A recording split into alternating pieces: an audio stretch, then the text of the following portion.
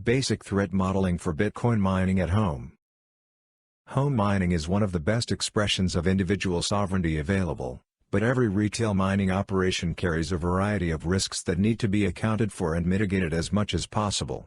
Broadening awareness of the benefits of converting electricity into KYC-free units of censorship-resistant internet money in a basement, garage or backyard shed has been a key catalyst for the ongoing surge in at-home mining. But just like storing private keys can involve tedious operations security, OPSEC, measures and careful planning, every serious miner must also consider the risks and vulnerabilities of their home mining operations. Unlike secure storage planning, however, mining faces a significantly wider array of heightened risks.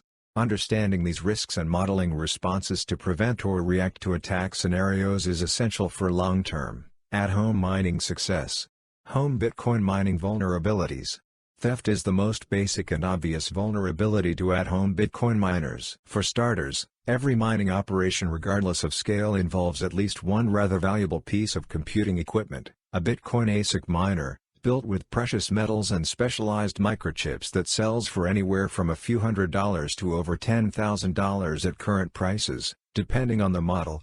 Visibility is also a concern. How conspicuous is a mining setup? Just like publicly advertising large amounts of Bitcoin-denominated wealth is always ill-advised, distinctly noticeable mining setups aren't always the safest. Noise levels, heat signatures, spiking electricity bills and other signals are easy giveaways, with relatively simple mitigations, to close neighbors or utility companies that someone is probably mining Bitcoin. Consider a permanent bare spot on an otherwise snowy roof or an ongoing 80 decibel fan noise as examples, and the point is made.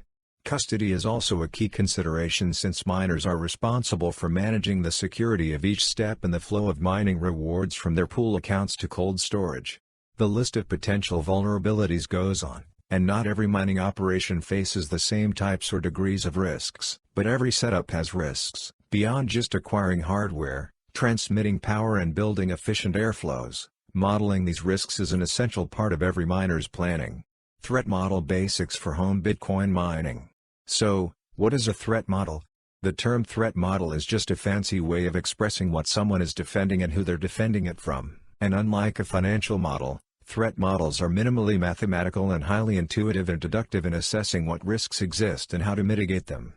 Consider the example of cannabis farmers who doubled as Bitcoin miners outside of the UK city of Birmingham. Police inadvertently discovered their illegal Bitcoin mine while raiding their illegal cannabis farm. It's safe to say that the threats facing this cannabis Bitcoin venture were poorly modeled and mitigated, if at all.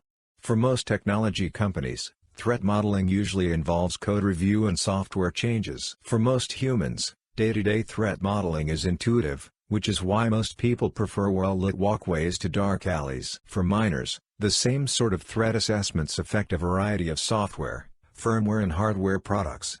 Threat models can be as complex or simplistic as the creator wants, but a home miner can't adequately prepare against potential threats if they don't understand what risks they face. Setting the scope of a threat model is the first and possibly most important step. Think carefully about what needs protecting and who it needs protection from.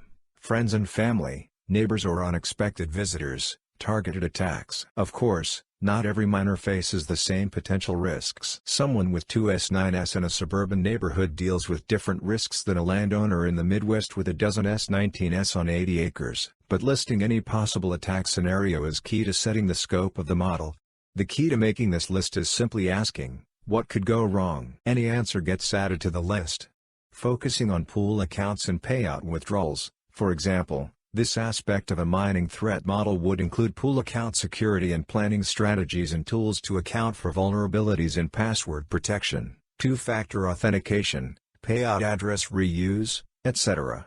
Likelihood and effort are two additional considerations. Take the bad scenario list and use basic probabilistic attack analysis to evaluate how likely each risk in the list is to happen. After ranking these scenarios, decide how much effort and preparation each item deserves. This involves two steps phrased as questions. First, what mitigatory steps are required for a particular risk? Second, based on the perceived likelihood of a given threat, how much effort is a miner willing to give to prevent it? There is no rule book or answer key for this process. Each of these steps are up to the discretion of the miner.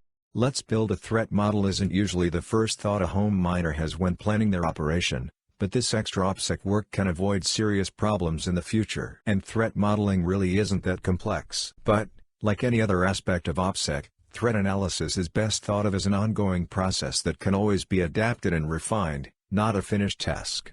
Nothing in this article is meant to be an exhaustive explanation of how to safeguard a home mining setup. Instead, the goal of this article is to provide a simple breakdown of what threat models are, how miners can use them, and encourage home miners to begin building one of their own.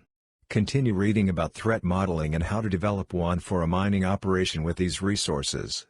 The Electronic Frontier Foundation published a surveillance self-defense guide with an important chapter on developing a security plan. Over a dozen security professionals published a threat modeling manifesto. Carnegie Mellon Software Engineering Institute published a lengthy article on available methods for successful threat modeling. One of the principal security solutions architects at Amazon Web Services also published a long article about how to approach threat modeling. Small miners, especially at-home operators, are mostly left to fend for themselves regarding the security and threats facing their setups. Large institutional miners always have best operational security practices and threat models in place to safeguard their mining facilities. But there is no playbook or standardized manual for at-home mining security. Even for miners who have been hashing for years, it's never too early or too late to create a threat model for an at-home operation of any scale. Thinking carefully about all aspects of home mining and planning to safeguard them with a custom-made threat model is key to ensuring a miner's long-term survival.